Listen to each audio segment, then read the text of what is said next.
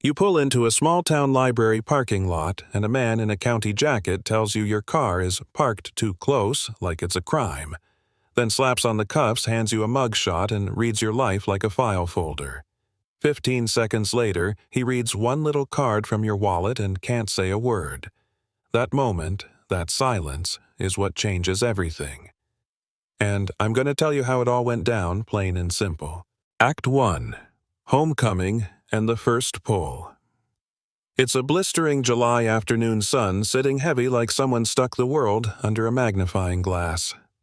I'm driving down Route 47 toward my mom's place in Oak Hollow, a town that hasn't changed much since the 70s.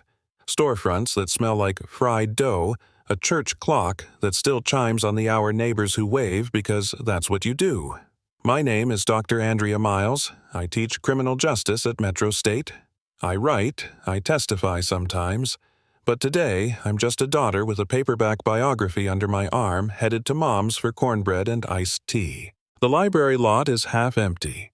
I park inside, the line's windows cracked for the heat, grab the book, and head out. That's when I notice the cruiser. Not just any cruiser. Black letters on the door, County Sheriff, Harlan County.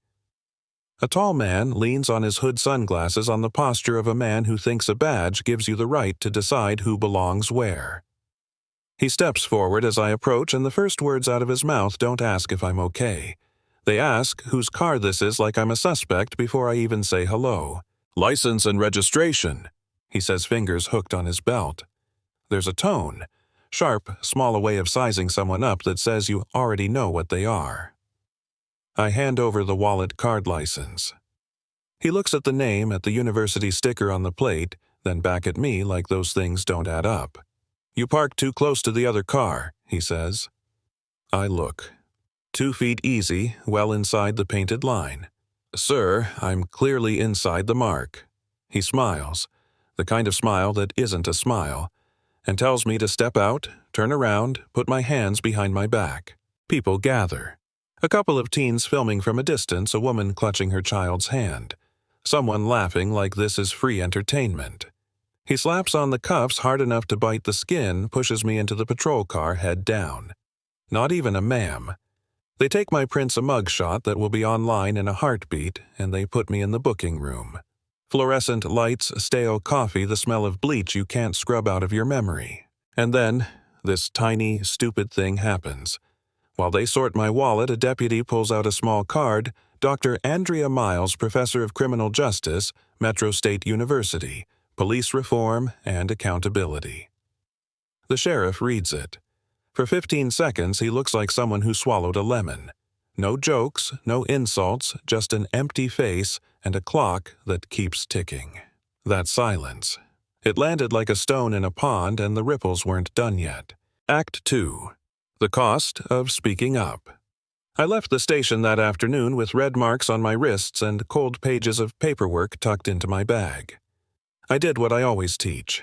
Document everything, timestamps, names as close to verbatim as I could remember. I filed an official complaint. I reached out to a local reporter who had done a few serious pieces on police overreach. I thought my scholarship, my experience, my track record would make this simple. You prove the pattern, you show the data, the system adjusts. Boy, was I naive. What followed was precisely the sort of slow, clinical pushback you don't read about in headlines. At first, it was the press release, brief misunderstanding, matter closed. Then, the university email, administrative leave, no pay, a neutral sentence that took away everything my title had earned me, like they were more afraid of headlines than of right and wrong. I watched donors get nervous, watched colleagues take awkward steps away. They treated me like a risk, not a victim. Then, it got mean. Threats in my inbox, posts on community forums with my mom's address in bold car headlights circling her house at night. One night, someone smashed a rock through the kitchen window. Mom was found on the floor, semi-conscious. Stress-related, the ER said. But who brings a rock to your door because your daughter dared to accuse the sheriff? They were trying to make us erase our own story to make fear do the talking for them. And yet, there were other voices. An elderly woman from the library who'd watched me get cuffed. Martha agreed to a statement. A handful of neighbors, quiet professionals, people who'd filed minor complaints years ago and kept their mouths shut. They agreed to go on record. The local reporter dug up a string of arrests the sheriff had personally made over the previous 6 years. Rides where he was the one to take people in charges that were dropped, records that stayed. Names, patterns, the kind of math no one wanted to argue with. But here's the part that felt like a bruise healing into something hard. The system fights back by nicking you where it hurts. They don't always win in court, but they can strip you of stability, of quiet, of sleep. My reputation was reinterpreted as controversy. My mother's life was put at risk. My students asked questions that weren't about class, but about whether they'd be safe. The county tried to make the scandal so loud the truth would drown in it. Act 2. Twist. The little guy who wouldn't delete. Just when things looked like they'd be swept under, a man named Ray showed up, a one-time IT guy for the sheriff's office who'd been let go for budget reasons. He met me in a parking lot with an envelope and a tremor in his hands. He'd been asked to delete footage he'd refused, and he'd saved a copy instead. Inside the envelope, a USB drive with recording from the booking room.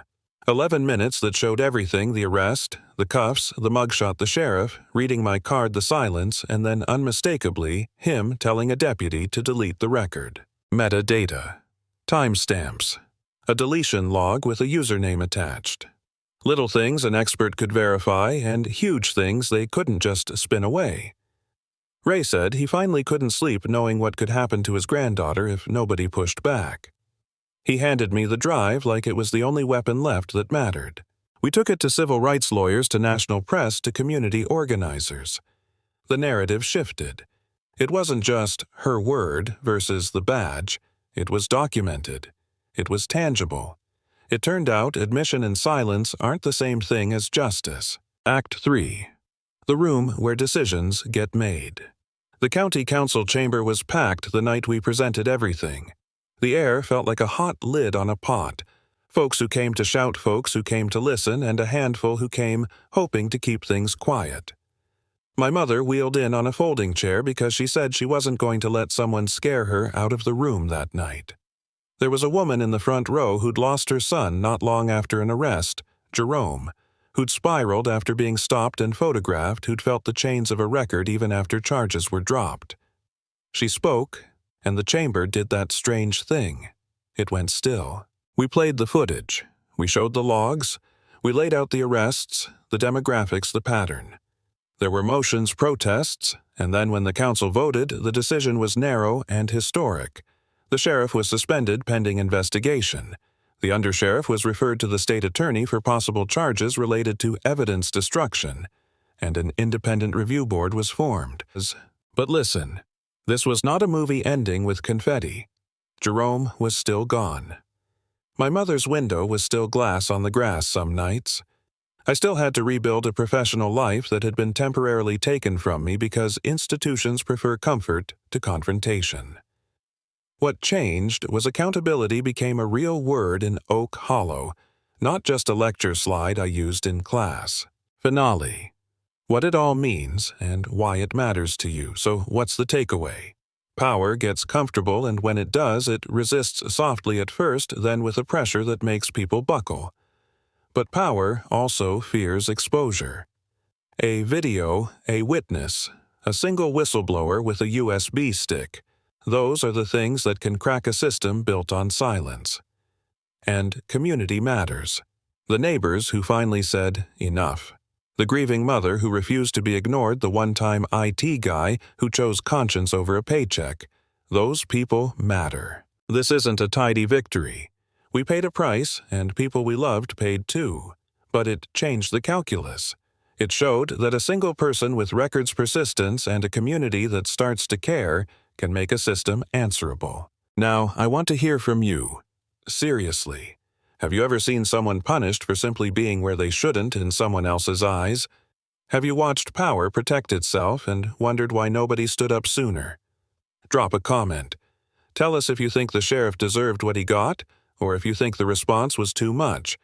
Tell us about the times you've seen silence help the wrong people, or about the moments that gave you hope. Share the story. Subscribe if you want more voices like this and tell someone who needs to know, because stories are how we make the silence stop. Thanks for listening.